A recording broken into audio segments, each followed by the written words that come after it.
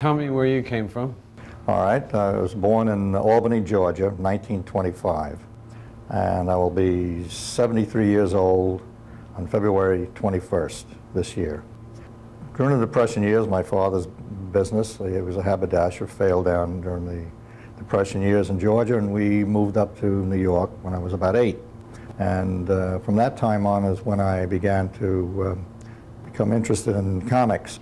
And mainly because at that time it was newspapers, the Sunday pages, and some of the reprint comic books that were out, like Tip Top Comics and Funnies, which reprinted Little Abner, Flash Gordon, other strips of that kind. When did you start drawing?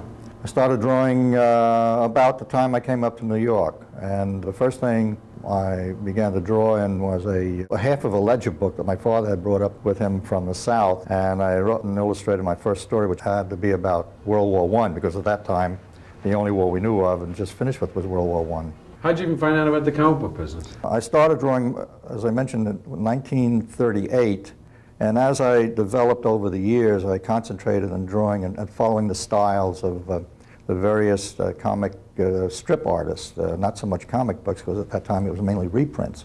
When 1938 came out with the Superman book, then more books came out and the superhero became the interest of most of the kids at the time. And still I was a kid, but interested in the drawing as well as telling stories. So I did my own comic book, not realizing at that time that comic books were not done same size as a comic book.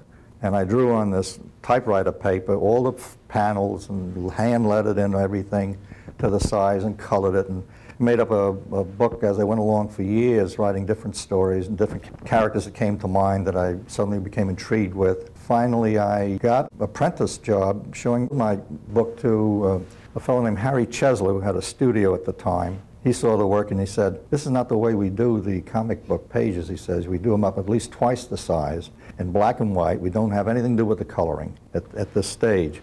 And he says, we also don't do it all ourselves. We have somebody usually pencil the page. We have one draw the balloons, the dialogue, and one does the inking of the characters, and some do the backgrounds.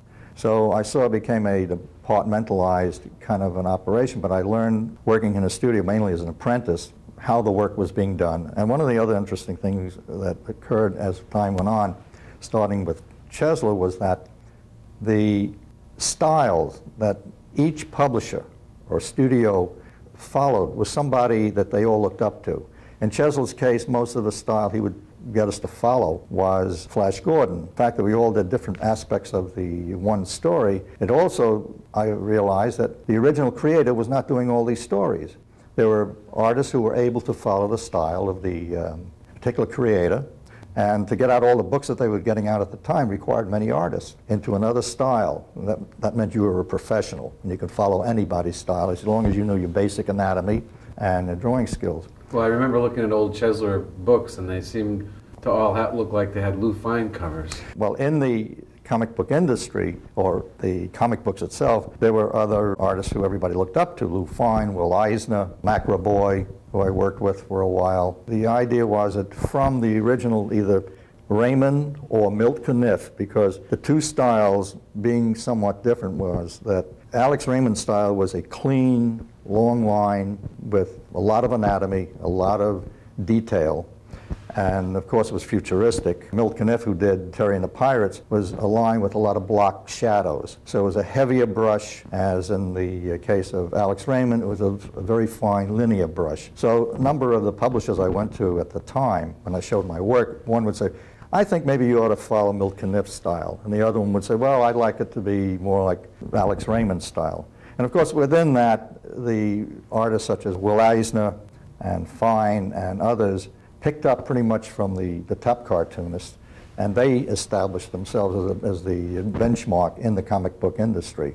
So I learned to do this, but also it was very not confusing, but I shifted from humorous work, which I used to do, I wanted to do mostly, write and illustrate my own comics, and not so much follow somebody else's style and fall into that departmentalized thinking. So I wrote my own humorous stories. At the same time, because when the war came around, I was in it in terms of before I actually went into the service.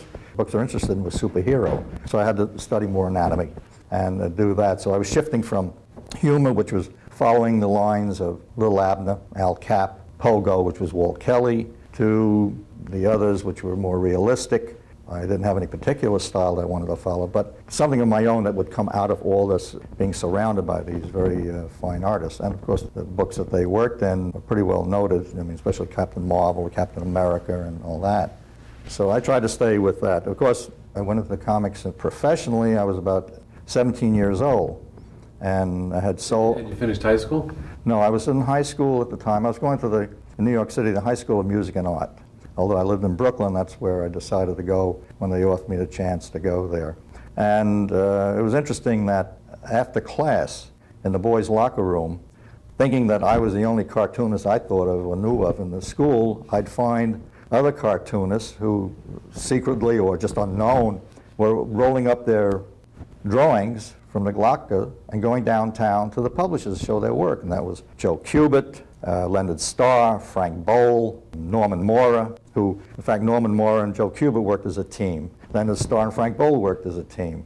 I worked by myself, so I just went along my merry way. But also at that school, in the prior classes were Al Jaffe from Mad Comics and Harvey Kurtzman, of course, who really formed it. We were very fortunate in living in the city as we did, because from school after 3 o'clock, we'd run down to the publishers, show our work, and being the fact that we were that close, we could get a critique very quickly. I'd get a critique of my work. I'd go right home and do it over again and go back a few days later and show the page I had done over. And little by little, the publishers I went to began to see more development, and in time I actually began to get the work. Did you ever get caught skipping school? No. We weren't skipping school. It wasn't necessary. It was just to go down where the high school was up in Manhattan, just take the train down to the Broadway area, and you're there in no time. And we'd roll up the drawings, and we used to have also these old, maybe they still have them, hard cardboard portfolios, black portfolios we'd bring in. But mostly it was just rolled up. School books under one arm and the roll of drawings on another, and that's the way we would show it. So you got work, and you started working professionally. What was the first paid job that you did? Well, in 1941, right after I had spent the time with Chesler learning the tricks of the trade, as such, I developed a particular comic idea. We're just about entering World War II. This was the summer of '41. I made up some gag cartoons, which I checked out. I saw there was some Army and Navy gag cartoon books, mainly for the servicemen. And I came up with some gag cartoons and also a 2-page filler, what was called to fill in between regular stories of mainly 6 or 8 pages. The comic books usually would have 1 or 2-page fillers, usually some funny business. And I went up to an outfit called Comic Corporation of America, and I guess they must have been very hard up. They bought the gag cartoons that I had for like $3 a piece. There were about, I think, 7 of them, and which I have a sample of the booklet they were printed in. But I also sold this 2-page filler comic strip, or comic book pages, which I titled Kisco Sid. Cisco Kid had been the popular character at the time on, remember, there's no television, just radio and movies. So I just twisted it around and based it on that, and at that time I was following pretty much Al Cap's style of drawing, mainly for the characters, the funny characters, and for the girls I was following Zach Mosley from Smiling Jack, because he always had some very good-looking gals. So my style was not quite consistent, but at least I picked on the good ones to follow, even if they all happened to be in the same comic book page. So that was the first one I sold in '41. And interestingly enough, the gag cartoon appeared in the one Army-Navy book, which is dated December 1941. That was when the war finally broke out with us, right at Pearl Harbor. And so it wouldn't be long afterwards. I was 17 at the time. But I also started to do more realistic stuff to show my samples around. And at 18, I knew I was going to be going into the service when I graduated high school, so I rushed to get out a couple of ideas, and Harvey Publications took a story, a full 8-page story, sort of a fairy tale, took it down to them after school. And it also was like maybe just luck or fate. I asked for Mr. Leon Harvey, and he was busy inside, and she came out, and the secretary, and she looked at these drawings. I didn't know that she had anything to do with the drawings. as an editor or whatever she was, other than a secretary. And she said, "Oh, this is very cute." She says, "I'll show it to Mr. Harvey." So she went into his room, and she came back about 10 minutes later, and she said, not seeing Mr. Harvey, but she says to me, "Mr. Harvey says he likes the idea. They're coming out with a new book called All New Comics, which means they want all new stories." And I just happened to walk in at the right time when they're looking for another story. And he said, "But however, we can't use an 8-page. We need it to be shortened to a 6-page. Would you mind doing it?" And I had done these pages completely, but the first chance to get a full story into the comic book, I didn't care if I had to do it over 3 times. So I did it over. And they bought it, and it was published. And it came out just before I graduated high school. And of course, the kids in school, and they saw my comic book with the, Marv Levy's, or Marv, by the way, sometimes I was Marv Lev or Marv Levy. I wasn't quite sure what to call myself at the time, and even later on. Sometimes it was just shortened to Lev. As I said, I was still trying to find my way. I went into service, drafted into the Army, and ended up in the infantry. Of course, I thought as an artist that they were going to put me into camouflage or special services to draw maps or whatever, but they needed rifle-toting infantrymen. And no matter what you had done before, it didn't seem to matter, so I ended up as an infantryman and went on to fight in the Battle of Normandy, which then picks up another continuity of my comic book background, because while I was in the hospital after being wounded, I was in an American Army hospital in England, and I was recuperating. I was there for a few months. And while I was there, I began drawing my experiences as individual drawings of each thing that I could remember, rather than just writing the experience that many others would note down. I drew these on regular drawing paper, so I did a lot of drawings, cartoons on that. I was at the last cut on one end of the wall, and a comic book was being read by someone down at the end, and in a couple of hours it came down from cot to cot, and it came to me. And I look at the cover, and I didn't recognize the cover, but I opened the book, and sure enough, there's a filler page of mine, which I had done just before I went into the service for Harvey Publication. I thought it was going to be an all-new comics, but I didn't realize he had other comic books. And he put it into this one. It was called Speed Comics. And there was my one page sitting in there. So, of course, I let out a whoop when I saw it and showed it to the guys. "That's mine." I'm very proud that here it was. And, of course, most of the guys couldn't care less. But, I mean, here we're all wounded, but the nurses liked it. When you got out of service, you worked in several different shops. The Bailey shop. What type of work? Did you do all different types of strips? Yes, mostly it was humorous, which I did for Bailey. When I first came out of service, I went back to Harvey, who had published my earliest work, and I began writing and drawing for him. I also found that when I went to Bailey to show him my work and some new samples, he had a writer who would write the story, and I would just illustrate it. Then I found out that I was doing better letting somebody else write for all the time it took and all the aggravation and critical editorial changes that here I got a script, just go and illustrate it. So I began to pick up more work in some places along that line where they would hand me the manuscript, and in other cases I still did some writing. I still wanted some of my own ideas, but basically for speed of time and ease, I would do half and half. From Harvey, I worked with Bailey.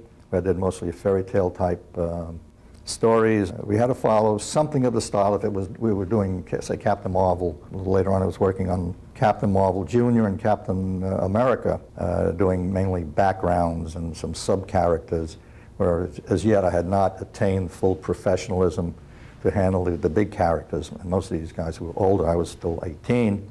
Were doing them. But I learned to tell a story. And telling a story in comics is like making a movie.